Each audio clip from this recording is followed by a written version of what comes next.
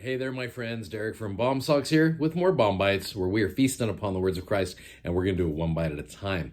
So yesterday we talked about how Moroni was the perfect mentor, and in reality, I think he became Joseph's best friend. That's just my opinion, but I really think for someone in Joseph's situation who had lost friends, who had been persecuted for his beliefs, here Moroni comes along. And granted, Moroni is also there for a greater purpose. He's there to get the plates to Joseph. But I also believe that here's, as Joseph is during these tender years, he needs a mentor. He needs someone who understands what it's like to be able to go through these things. And here is Moroni, who absolutely understands what Joseph's going through with these difficulties in his life. And he is there to help tutor him and mentor him through this process and really become a good friend. I can only imagine what their relationship was like. So what I wanted to do with you today is to give you an opportunity to look at some verses and to see what Moroni did for Joseph Smith. And I want you to use a little bit of brain sweat today, and maybe this is not the intent of the author. I don't know if Joseph Smith was going through this account saying, I want to show you how good of a friend Moroni was to me. This is where we go through scriptures. There's implied principles and there's definitely stated principles. I want you to read through this and look for some possibly implied principles. How you're reading this with the set of eyes that Joseph needed a friend, and what a true friend does for someone. And hopefully it'll help you as you're looking at maybe your own relationship with friends in your life.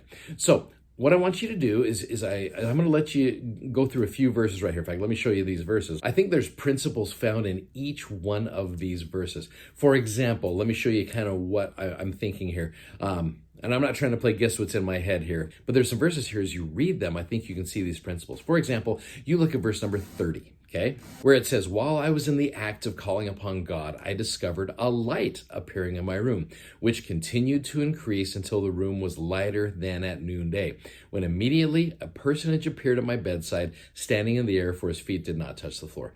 And so as I look at that, a true friend, I really believe, is someone who will bring light into your life and will help elevate you to a greater level, to be able to reach down and help you up. That's what I believe true friends will do. They'll bring that light. Here's Moroni, who comes in as a personage of light.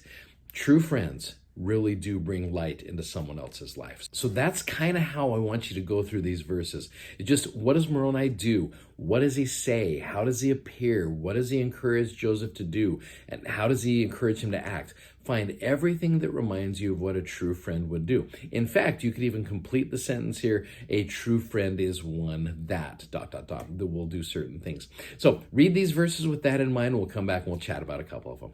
So as you're reading here, Moroni came to see Joseph 4 times that night. I mean, that was, Joseph did not get much sleep that night, I guarantee you that, as these messages were repeated over and over again with additional instructions as he's going through this. One of the ones I thought was kind of interesting is verse 46. It talks about how by this time so deep were the impressions made on my mind that sleep had fled from my eyes, and I lay overwhelmed in astonishment, which I can totally imagine, at what I had both seen and heard. But what was my surprise when again, I beheld the same messenger at my bedside, heard him rehearse or repeat over again to me the same things as before. And he added a caution to me, telling me that Satan would try to tempt me in consequence of the indigent circumstances of my father's family. Indigent being lacking in the basic needs. This was a very poor family. And to get the plates for the purpose of getting rich. This he forbade me, saying that I must have no other object in view in getting the plates, but to glorify God, and must not be influenced by any other motive than that of building his kingdom. Otherwise, I could not get them. So when you think about what a true friend does, a true friend will remind you of what you are supposed to do, and they'll warn you also that Satan's going to try to tempt you. A true friend will not try to tempt you, but they will warn you of those temptations that could very well happen to you. That's what a true friend does. So anyway, I hope you found quite a few right there. Let me just finish up here with a cool quote from Elder Robert D. Hales a couple years ago. This is what he said. He said, "Do you know how to recognize a true friend? Well, a real friend loves us and protects us." I want you to think about Moroni as we're going through this. A true friend makes it easier for us to live the gospel by being around him. Similarly, a true friend does not make us choose between his way and the Lord's way, A true friend will help us return with honor. Are we the type of friend who always makes sure that those around us know it will be easier for them to live gospel principles, such as the word of wisdom or the law of chastity, when they are with us? Do our friends know that they will never have to choose between what we want them to do and what the Lord would have them do? So during the time of teenage years, whether it's you as a teenager watching this or whether you're raising teenagers, this I think is a lesson that I think will be very, very valuable, because I think, as we all know, friends can pretty much make or break you during your teenage years. I remember a quote from President Kimball years ago where he said, "A poor peer group can in days undo years of work by a good family." Now, if that is the case, then a good friend can certainly do a lot of good in someone's life. So be that good friend that can do some great things for someone.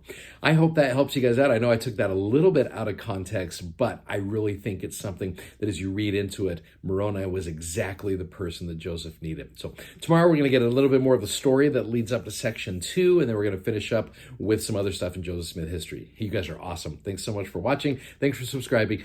And to many of you who have reached out, thank you for your friendship. I appreciate the good, kind words you give to us as we're going through these. So Godspeed, and we'll see you tomorrow. Bye-bye.